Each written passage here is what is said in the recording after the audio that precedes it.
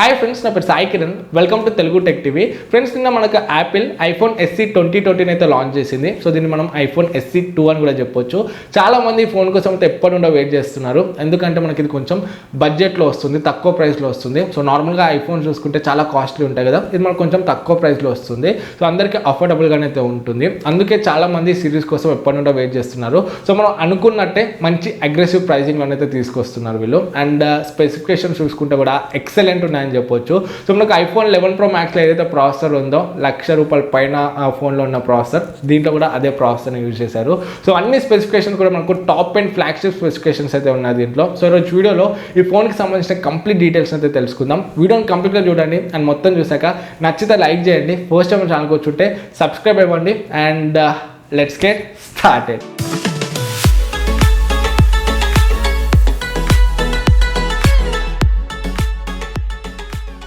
Friends, iPhone SE 2020 designing చూసుకుంటే చూడడానికి మనకు సేమ్ ఐఫోన్ 7 అండ్ ఐఫోన్ 8 లానే కనిపిస్తుంది. సో మనకు బ్యాక్ సైడ్ సింగిల్ కెమెరా ఉంటుంది, ఫ్రంట్ మనకు ఫింగర్ ప్రింట్ స్కానర్ ఉంటుంది అండ్ ఆ 16:9 ఆస్పెక్ట్ రేషియోతో వస్తుంది. సో మనకి ఇది 3 కలర్స్లో వస్తుంది, white colour, black colour and ఇంకా ప్రోడక్ట్ రెడ్. సో రెడ్ అని వీళ్ళు ప్రోడక్ట్ రెడ్ అని అయితే అంటారు. సో డిజైనింగ్ చూసుకుంటే మనకు బాగుందని చెప్పొచ్చు.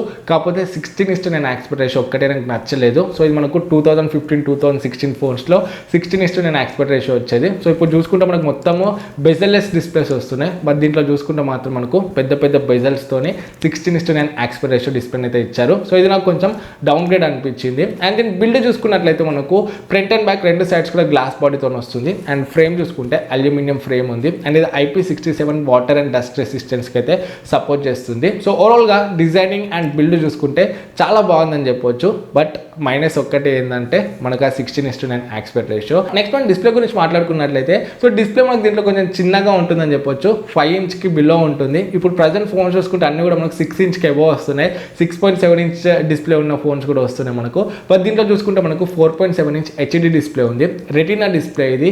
HDR10 సపోర్ట్ చేస్తుంది. డాల్బీ విజన్ సపోర్ట్ కూడా ఉంది అండ్ ట్రూ టోన్ సపోర్ట్ కూడా ఉంది. అంటే టెంపరేచర్కి తగ్గట్టుగా మనకు కలర్స్ అయితే అడ్జస్ట్ చేస్తుంది. అండ్ దీంట్లో మనకు 625 నిట్స్ బ్రైట్నెస్తో వస్తుంది.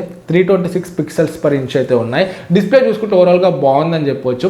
HD డిస్ప్లే ఉన్నప్పటికీ ఐఫోన్ మనకు మంచి క్వాలిటీని అయితే మెయింటైన్ చేస్తుంది. సో దీంట్లో డ్రాబ్యాక్ ఏంటంటే, సో ఇది మనకు 16:9 ఆస్పెక్ట్ రేషియో డిస్ప్లే. బెజల్స్ అయితే మనకు చాలా ఉంటాయి. సో ఇప్పుడు చూసుకుంటే మనకు మొత్తం బెజల్లెస్ డిస్ప్లేస్ అయితే వస్తున్నాయి. సో ఇది ఒక్కటి మైనస్ అనిపించింది.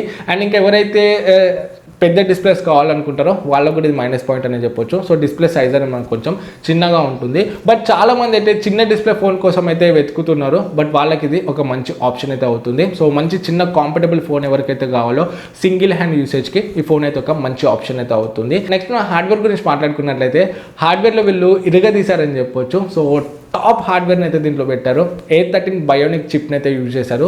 7 నానోమీటర్ మీద బిల్డ్ అయిన ప్రాసెసర్ ఇది. So one of the powerful అని చెప్పొచ్చు. ఇప్పుడున్న ప్రాసెసర్స్లో అన్నిటికల్లా టాప్ అండ్ బెస్ట్ ప్రాసెసర్ అని చెప్పవచ్చు. సో మనకు స్నాప్డ్రాగన్ 865 ఉంది కదా, ఆ స్నాప్డ్రాగన్లో టాప్ ప్రాసెసర్. సో దాంతో కంపేర్ చేసినా కూడా ఇది మనకు కొంచెం బెస్ట్ ఉంటుందని చెప్పవచ్చు. సో ఇది మనకు ఐఫోన్ 11 Pro Maxతో ఇదే ప్రాసెసర్ని యూజ్ చేశారు. సో 1,00,000 పైన ఉంటాయి ఐఫోన్స్, దాంట్లో ఏదైతే ప్రాసెసర్ని యూజ్ చేశారో దీంట్లో కూడా మనకు అదే ప్రాసెసర్ని తీసుకొచ్చారు. సో ఇదొక మంచి విషయం అని చెప్పొచ్చు. సో మనం ఎంత హెవీ గేమ్స్ అయినా ఆడవచ్చు. సో ఎంత హెవీ పర్ఫార్మెన్స్కైనా ఈ ఫోన్ అయితే మనకు బాగుంటుంది. అండ్ ర్యామ్ గురించి మాట్లాడుకున్నట్లయితే, ర్యామ్ గురించి అయితే వీళ్ళు డీటెయిల్స్ ఎక్కడ కూడా చెప్పలేదు నేను లాంచ్లో. బట్ నా ఎక్స్పెక్టేషన్ ప్రకారం దీంట్లో 3GB ర్యామ్ అయితే ఉండొచ్చు. సో మనకి యాపిల్ ర్యామ్ గురించి మాట్లాడుకున్నట్లయితే, నార్మల్ మన ఆండ్రాయిడ్ ఫోన్స్తో కంపేర్ చేస్తే దీంట్లో చాలా బాగుంటుంది ఆప్టిమైజేషన్ అనేది. సో నార్మల్ ఫోన్లో 4GB ర్యామ్ ఈక్వల్ టు మనకి యాపిల్లో 2GB ర్యామ్ అని చెప్పవచ్చు. సో మనకు ర్యామ్ ఆప్టిమైజేషన్ అయితే దీంట్లో చాలా బాగుంటుంది. అండ్ దీంట్లో OS చూసుకుంటే మనకు iOS 13తో వస్తుంది. సో OS కూడా మనకు బాగుంటుందని చెప్పొచ్చు. చాలా మంది యాపిల్ ఫోన్స్ని iOS కోసమే కొంటుంటారు. సో అంత యూజర్ ఫ్రెండ్లీ ఉంటుంది, అంత ఫ్లెక్సిబుల్గా ఉంటుంది OS అనేది. సో స్టార్టింగ్ మనకు కొంచెం కష్టం అవుతుంది. బట్ ఒక్కసారి యూజ్ చేయడం అలవాటు అవుతే మాత్రం వేరే ఓఎస్కి వెళ్ళడం కొంచెం కష్టం అనే చెప్పొచ్చు. సో హార్డ్వేర్ అండ్ సాఫ్ట్వేర్ చూసుకుంటే చాలా బాగుందని చెప్పొచ్చు. నెక్స్ట్ మనం కెమెరాస్ గురించి మాట్లాడుకున్నట్లయితే, దీంట్లో మనకు బ్యాక్ సైడ్ సింగిల్ కెమెరా ఉంది, 12 మెగాపిక్సెల్ f1.8 అపర్చర్తో వస్తుంది. సో ప్రజెంట్ మనం ఇప్పుడు ఫోన్స్ చూసుకున్నట్లయితే బడ్జెట్ ఫోన్స్లో కూడా మనకు 4 కెమెరాస్ అయితే వస్తున్నాయి బ్యాక్ సైడ్.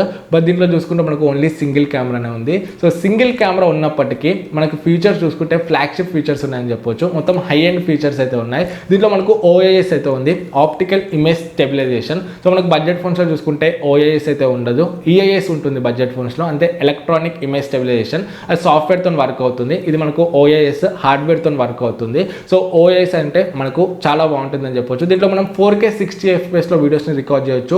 4K 60 FPS వీడియోస్ని తీసేటప్పుడు కూడా మనకు ఓఏఎస్ అయితే వర్క్ అవుతుంది. ఇది ఒక మంచి విషయం అని చెప్పొచ్చు. మనం పోర్ట్రేట్ షాట్స్ని తీయొచ్చు, దీంట్లో స్లో మోషన్లో వీడియోస్ని రికార్డ్ చేయొచ్చు, అండ్ ఇంకా టైం ల్యాప్స్లో కూడా వీడియోస్ని అయితే రికార్డ్ చేయొచ్చు. సో ఈ సెన్సర్ ఏదైతే ఉందో 12 మెగాపిక్సెల్, iPhone 11లో ఏ సెన్సర్ అయితే యూజ్ చేస్తారో సో దీంట్లో కూడా మనకు సేమ్ అదే సెన్సర్ అయితే ఉంది. సో బ్యాక్ సైడ్ కెమెరా చూసుకుంటే మనకు చాలా బాగుందని చెప్పొచ్చు. డ్రాబ్యాక్ ఏంటంటే దీంట్లో నైట్ మోడ్ అయితే లేదు. సో iPhone 11లో చూసుకుంటే నైట్ మోడ్ ఉంది, దీంట్లో నైట్ మోడ్ అయితే లేదు. ఇది ఒక డ్రాబ్యాక్ అని చెప్పొచ్చు. ఫ్రంట్ కెమెరా చూసుకుంటే మనకు 7 మెగాపిక్సెల్ ఉంది, f2.2 అపర్చర్తో వస్తుంది.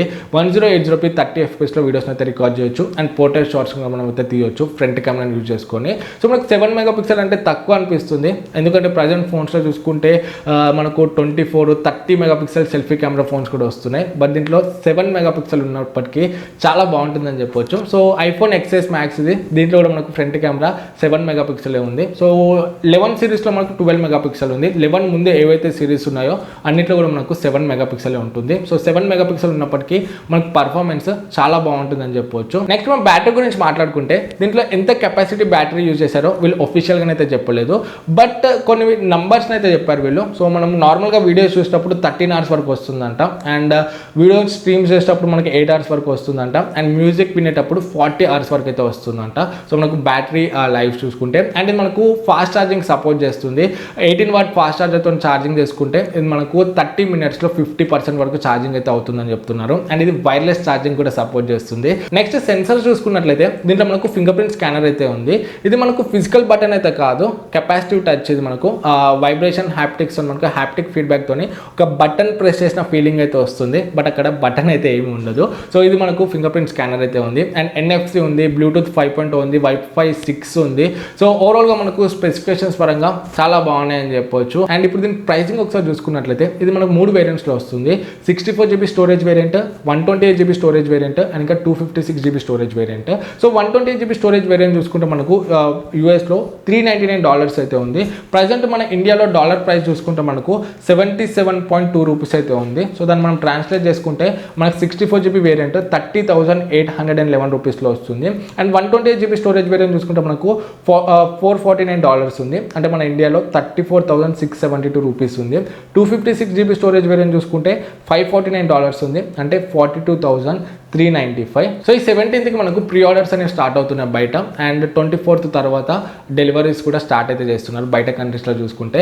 బట్ మన ఇండియాలో చూసుకుంటే ఈ లాక్డౌన్ తర్వాత అయితే మనం ఈ ఫోన్ అయితే ఎక్స్పెక్ట్ చేయొచ్చు. సో డెఫినెట్గా మన ఇండియాలో కూడా ఈ ఫోన్ అయితే వస్తుంది. అండ్ ప్రైసింగ్ చూసుకుంటే కూడా మన ఇండియాలో సో ఈ ఫోన్ ఇంకొంచెం తక్కువ ప్రైస్లోనే రావడానికి అయితే ఛాన్స్ ఉంది. సో మనకి ఇప్పుడు కొంచెం ఈ కస్టమ్ ఛార్జెస్ అదంతా కొంచెం ఎక్కువనే పడుతుంది, అయినప్పటికీ మన ఇండియాలో వీళ్ళు కొంచెం తక్కువ ప్రైస్లో చేయడానికి ఛాన్సెస్ అయితే ఉన్నాయి. సో నా ఎక్స్పెక్టేషన్ ప్రకారం బేస్ వేరియంట్ మనకు 30,000 రేంజ్లో అయితే వస్తుంది. సో 30 మ్యాక్సిమం 35 కన్నా ఎక్కువనైతే వెళ్ళదు. సో 30 to 35,000 మధ్యలో అయితే మనం ఎక్స్పెక్ట్ చేయొచ్చు. సో 30,000 రేంజ్లో వస్తే మాత్రం ఒక మంచి ఆప్షన్ అని చెప్పవచ్చు. దీంట్లో మనకు మంచి పవర్ఫుల్ ప్రాసెసర్ ఉంది, సో టాప్ ఫ్లాగ్షిప్ ప్రాసెసర్ ఉంది, మంచి కెమెరాస్ ఉన్నాయి, బ్యాటరీ బాగుంటుంది, యాపిల్ బ్రాండ్ ఉంటుంది మనకు, and IP67 water resistance and dust resistance ఉంది, వైర్లెస్ ఛార్జింగ్ సపోర్ట్ ఉంది. సో మంచి ప్రీమియం బిల్డ్ ఉంటుంది గ్లాస్ బాడీతోని. ఓవరాల్గా చూసుకుంటే చాలా బాగుంది. డ్రాబ్యాక్ ఏంటంటే కొంచెం చిన్నగా ఉంటుంది డిస్ప్లే అనేది, అండ్ 16:9 ఆస్పెక్ట్ రేషియో తీసుకొచ్చారు. సో ఇది ఒక్కటి కొంచెం డ్రాబ్యాక్ అని చెప్పొచ్చు. సో మిగతా అన్ని విషయాల్లో మనకు ఈ ఫోన్ అయితే మనం కన్సిడర్ చేయొచ్చు. సో ఈ ఫోన్ గురించి మీ ఒపీనియన్స్ ఏంటి కింద కమెంట్స్లో చెప్పండి, అండ్ ఏ ప్రైస్లో వస్తుందని ఎక్స్పెక్ట్ చేస్తున్నారు సో అది కూడా కమెంట్స్లో చెప్పండి. వీడియో నచ్చితే వీడియోని లైక్ చేయండి, అండ్ డౌట్స్ ఉంటే కమెంట్స్లో అడగండి. ఫస్ట్ టైం మన ఛానల్కి వచ్చుంటే సబ్స్క్రైబ్ అయితే పక్కన ఉన్న బెల్ ఐకాన్ యాక్టివేట్ చేసుకోవడం మర్చిపోకండి. మళ్ళీ నెక్స్ట్ వీడియోలో మేము ముందుకు వస్తాను. Oppose this is Sai Kiran from Telugu tech TV signing out. జై హింద్.